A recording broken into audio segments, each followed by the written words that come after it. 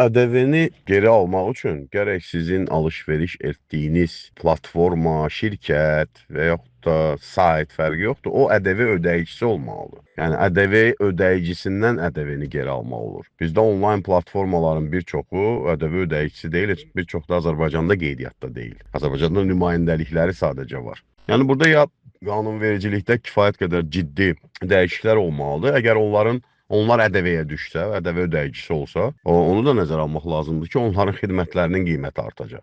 Yəni bu ƏDV elə bir məsələdir ki, istənilən ticarət və xidmət müəssisəsi tətbiq olunan ƏDV-ni satdığı məhsulun üzərinə gəlir. Yəni cibindən ödəmir. Yəni onlayn alış-verişdə ƏDV-nin geri alınması proqramı tətbiq olunsa, onlayn alış-veriş formaları ƏDV ödəyicisi olsa, onların qiyməti qalxacaq. Yəni mal və məhsulların da qiyməti qalxacaq. Bunu nəzərə almaq lazımdır.